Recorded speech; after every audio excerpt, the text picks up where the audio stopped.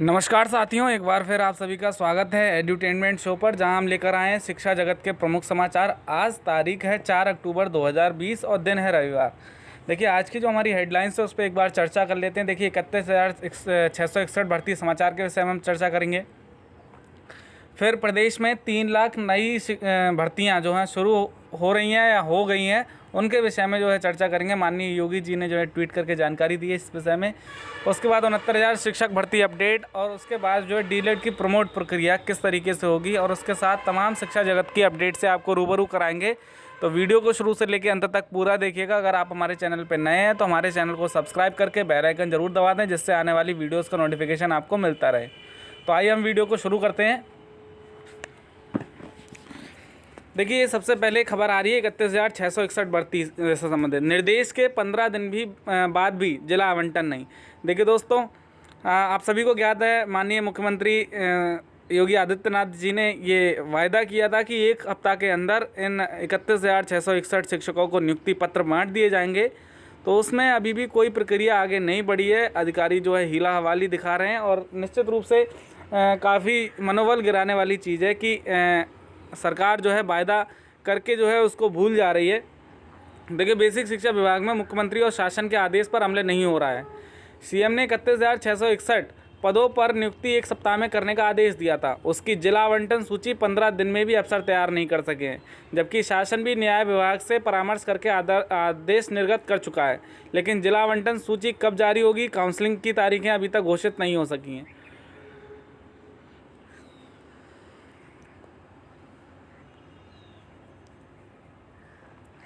30 सितंबर को बेसिक शिक्षा राज्य मंत्री डॉक्टर सतीश चंद्र द्विवेदी ने आला अफसरों की बैठक करके भर्ती को आगे बढ़ाने का निर्देश दिया।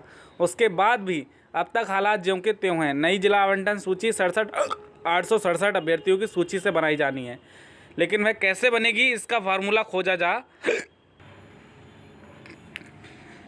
देखिए, नई जिला आवंटन सूची 867 अभ्यर्थियों की सूची से बनाई जानी है, लेकिन वह कैसे बनेगी, इसका फार्मूला खोजा जा रहा है।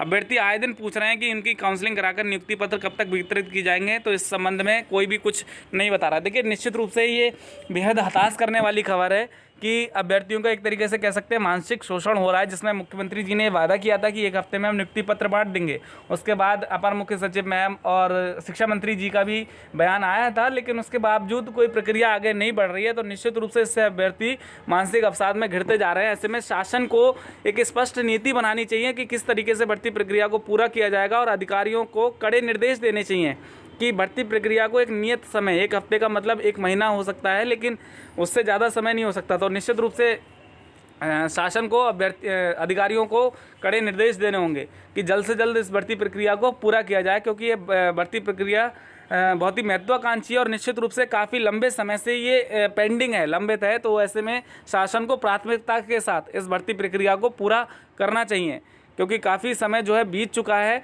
और अभी तक कोई भी प्रक्रिया आगे नहीं बढ़ी है। तमाम सारी चीज़ें अटकलें लगाई जा रही थी, एनसीबीसी और सुप्रीम कोर्ट ऑर्डर, लेकिन उन सब से गुजरते हुए भी इस प्रक्रिया को एक स्टेप आगे नहीं बढ़ाया जा सका। देखिए, एनसीबीसी की सुनवाई भी हो चुकी है और सारी चीज़ें जो हैं वो अपनी तरफ से हो रही हैं, लेकिन जो प्रक्रिया है वो आगे नहीं बढ़ पा रही है। तो ऐसे में अधिकारी और शासन जल्द से जल्द मिलकर एक निर्णय ऐसा ले, जल्द से जल्द इस भर्ती प्रक्रिया को पूरा किया जा सके। देखिए दोस्तों, ये जो आपको केस अपडेट दिख रही है, Satyendra Yadav versus state of Uttar Pradesh, ये जो है केस का ऑर्डर जो है 24 जुलाई को रिजर्व हुआ था, जो 69,000 भर्ती के ऑर्डर के साथ। तो अब इसमें जो है इसमें अपील की गई थी, डायरेक्शन अपील, और जो है 8 तारीख को लगा है। अब इसमें इंतज़ार है कि जल्द से जल्द कॉज लिस्ट आया 8 तारीख की, और उसमें पता चले कि ये अपडेट होता है या नहीं। अगर ये अपडेट हो जाता है तो निश्चित रूप से ऑर्डर आए या ना आए, लेकिन उससे संबंधित कुछ क्लू या कह सकते हैं कुछ जानकारी मिल सकती है। माननीय ललित साहब उस पर कुछ टिप्पणी कर सकते हैं कि ऑर्डर की स्थिति क्या है, कब सुनाया जाएगा और क्या है उसकी स्थिति। तो निश्चित रूप से कुछ ना कुछ डायरेक्शन जरूर मिल सकता है। तो ऐसे में जो 867 की चयन सूची है, अभ्यर्थी उस पर मांग कर रहे हैं कि उस पर भर्ती हो, और निश्चित रूप से अगर ऑर्डर आ जाए तो पूरी भर्ती एक साथ हो सकती है और किसी तरीके का संशय या किसी तरीके की आपस में विरोधाभास नहीं रहेगा। तो निश्चित रूप से जल्द ऑर्डर आए और भर्ती प्रक्रिया एक साथ पूरी हो, ऐसी जो है सभी अभ्यर्थी चाहते हैं। देखिए 3 लाख रिक्त पदों पर नई भर्तियों की प्रक्रिया शुरू। देखिए योगी सरकार ने करीब 3 लाख पदों पर नई भर्ती प्रक्रिया शुरू करा दी है। विभिन्न समूहों में का खा गा बा घा के 1.5 लाख से ज़्यादा रिक्तियों का ब्यौरा तैयार करके शासन को भेज दिया है। शेष रिक्तियों की सूचना भी जल्द उपलब्ध कराने का निर्देश दिया गया है। बेसिक व माध्यमिक शिक्षा विभाग में करीब 81,000 और पुलिस के 16,626 पदों की भर्ती प्रक्रिया अंतिम दौर में है। इसके अलावा सीधी भर्ती के करीब 1,20,000 व पदोन्नति से 31,000 ज़्यादा पदों पर जल्द से जल्द नियुक्तियां करने की तैयारी की जा रही है। देखिए निश्चित रूप से जो सरकार है, योगी सरकार जुट गई है तैयारियों में, और जितनी भी तमाम सारे रिक्त पद उन पर भर्ती प्रक्रिया शुरू की जा रही है, चाहे वो लेखपाल हो, राजस्व निरीक्षक हो, टीजीटी, पीजीटी, तमाम सारे विभागों में भर्ती प्रक्रियाएँ शुरू की जा रही हैं। तो उसी क्रम में उन्होंने आदेश दिया है कि 6 माह के अंदर मतलब आवेदन की तिथि से 6 माह के अंदर किसी भी हालत में नियुक्ति पत्र मार दिए जाए।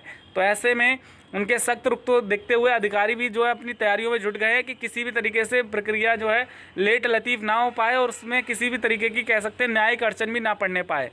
तो शासन की तरफ से तैयारियां पूरी कर ली गई हैं और जल्दी बहुत सारी भर्तियां आपको देखने को मिल सकती हैं। देखिए बात करें डीएलएड प्रशिक्षुओं की, तो देखिए दोस्तों इसमें डीएलएड प्रशिक्षुओं को प्रमोट करने का जो है निर्णय लिया गया है। तो ऐसे में जो 2019 बैच के प्रशिक्षु हैं उनको प्रमोट कर दिया गया है, लेकिन जो उनके सेकंड सेमेस्टर में अंक आएंगे वो उनके फर्स्ट सेमेस्टर में चढ़ाए जाएंगे।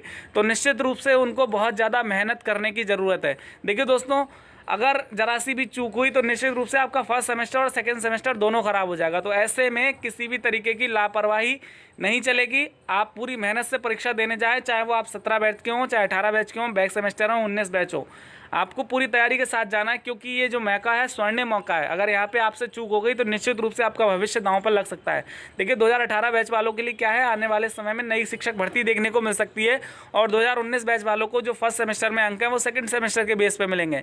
तो किसी भी अभ्यर्थी को मेहनत में कोताही नहीं बरतनी है, पूरी मेहनत और शिद्दत के साथ परीक्षा देनी है कि किसी भी तरीके की चूक ना होने पाए। आगे बढ़ते हैं। देखिए स्कूल जाने वाले बच्चों के लिए माता पिता की लिखित सहमति जरूरी।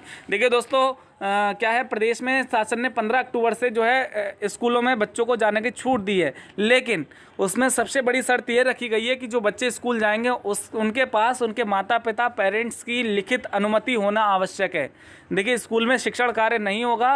अब जो छात्र हैं स्कूल में जाकर अपने शिक्षकों से परामर्श ले सकते हैं, राय मशवरा ले सकते हैं, अगर उन्हें किसी विषय में दिक्कत है तो उसकी जानकारी ले सकते हैं, लेकिन रेगुलर क्लासेस नहीं चलेंगी। तो ऐसे में जो अभ्यर्थी या विद्यार्थी स्कूल जाएंगे वो पेरेंट्स की लिखित अनुमति के साथ जाएंगे, और वहाँ किसी भी तरीके की उन्हें परेशानी ना हो, ऐसी जो है स्कूल की तरफ से भी व्यवस्था की जानी चाहिए कि सोशल डिस्टेंसिंग, मास्क, सैनिटाइज़र, जितने भी कोरोना के प्रोटोकॉल हैं उसका पालन किया जाए। देखिए पीसीएस 2020 में बढ़ सकती है पदों की संख्या। देखिए जैसे जैसे माननीय मुख्यमंत्री जी सख्त लहजे में उन्होंने आदेश दिया है कि जितने भी रिक्त पदे हैं उन पर अधियाचन मांगा जा रहा है विभागों की तरफ से, तो ऐसे में संभावना जताई जा रही है कि पीसीएस 2020 में भी पदों को बढ़ने के आसार हैं। देखिए इसका नियम है कि प्रारंभिक परीक्षा का रिजल्ट आने से पहले तक पदों की संख्या घटाई या बढ़ाई जा सकती है। तो ऐसे में उम्मीद जताई जा रही है कि जल्द ही विभाग की तरफ से जो भी रिक्त पद हैं इसमें जोड़ दिए जाएंगे और निश्चित रूप से पदों की संख्या बढ़ना तय माना जा रहा है। और देखिए परीक्षा कई जिलों में होगी और जो है इसकी तैयारियां भी पूरी कर ली गई हैं। 11 अक्टूबर को इसकी प्रारंभिक परीक्षा कराई जा रही है। तो अभ्यर्थियों को निश्चित रूप से चयन के ज़्यादा भरपूर मौके मिलेंगे। देखिए नए साल में होगा 67,000 का इम्तिहान। देखिए टीजीटी 2016 जीव विज्ञान के अभ्यर्थी काफ़ी लंबे समय से धरना आंदोलन प्रदर्शन कर रहे थे कि परीक्षा की तिथियां घोषित की जाए। तो ऐसे में जो आयोग है उसने उनकी मांग को माना है और उम्मीद जताई जा रही है कि अगले वर्ष जनवरी अंत तक उनकी परीक्षा कराई जा सकती है। देखिए आयोग अपनी तैयारियों में जुट गया है। शासन की तरफ से रिजल्ट मिलने के बाद अब उसमें ये संभावना बन रही है कि प्रक्रिया जो ये इसकी चयन प्रक्रिया है इस वर्ष ना बल्कि जनवरी माह के अंत में इसकी लिखित परीक्षा कराई जाएगी, उसके बाद जो है प्रक्रिया आगे बढ़ेगी। तो ऐसे में अभ्यर्थियों को कह सकते हैं बहुत बड़ी राहत मिली है और काफ़ी लंबे समय से वो इस चीज़ की मांग भी कर रहे थे कि उनकी परीक्षा जो है जीव विज्ञान विषय की कराई जाए। तो शासन ने अब जो है झंडी दिखा दी है। अब निश्चित रूप से प्रक्रिया आगे बढ़ पाएगी, जिसमें 67,000 अभ्यर्थी लगभग शामिल हो रहे हैं और जिसमें पदों की संख्या 304 मात्र है। देखिए प्रदेश में स्कूल और कॉलेज खोलने का निर्णय 10 के बाद। देखिए उप मुख्यमंत्री डॉक्टर दिनेश शर्मा ने बताया है कि 10 अक्टूबर के बाद एक समीक्षा बैठक की जाएगी जिसमें कोरोना की वास्तविक स्थिति का आकलन किया जाएगा और उसके बाद जो शैक्षिक संस्थान है उसको खोलने पर निर्णय लिया जाएगा 10 अक्टूबर के बाद। तो ऐसे में उम्मीद जताई जा रही है कि निश्चित रूप से कुछ ना कुछ छूट मिल सकती है स्कूलों को और छात्रों को कि वो जाकर स्कूलों में अपनी पढ़ाई चालू कर सकते हैं। रेगुलर क्लासेस ना हो, लेकिन हाँ वो अपना जो भी प्रॉब्लम्स हैं उनको डाउट्स को क्लियर कर सकते हैं। तो 10 अक्टूबर की समीक्षा बैठक के बाद ही सारी चीज़ें स्पष्ट होंगी कि कौन सी कक्षा के बच्चे, क्या समय रहेगा, क्या गाइडलाइन रहेगी, सारी चीज़ें जो हैं स्पष्ट हो जाएंगी राज्य सरकार की तरफ से। और बाकी अगर बात करें परिषदीय स्कूलों की, तो ऐसी संभावनाएँ बन रही है कि दीपावली के बाद खुल सकेंगे परिषदीय स्कूल। ये बयान दिया है डॉक्टर सतीश चंद्र द्विवेदी, शिक्षा राज्य मंत्री ने। देखिए आ गई कोवास मशीन, सीएम कल करेंगे वर्चुअल शुभारंभ। देखिए इस कोरोना में संभावित मरीजों के सैंपलों की जांच अब ऑटोमेटिक कोवास मशीन से भी की जाएगी। यह machine Motilal Nehru medical college में स्थापित करा दी गई है। सोमवार को मुख्यमंत्री योगी आदित्यनाथ इस लैब का वर्चुअल शुभारंभ लखनऊ से करेंगे। इससे एक दिन में करीब 1200 सैंपल की जाँच की जा सकेगी। निश्चित रूप से बहुत अच्छी खबर कह सकते हैं। देखिए जैसे जैसे सैंपल की दर बढ़ेगी तो उस हिसाब से हमें कोरोना की वास्तविक स्थिति का पता चलेगा और उस पर हम नियंत्रण कर सकते हैं। तो प्रदेश के लिए एक बहुत बड़ी खबर है। तो दोस्तों ये थी आज की अपडेट। आशा करते हैं वीडियो आपको पसंद आई। अगर आपको हमारी वीडियो पसंद आए तो इसे लाइक करें, शेयर करें और हमारे चैनल को सब्सक्राइब करें। Thank you for watching our video. Thank you very much.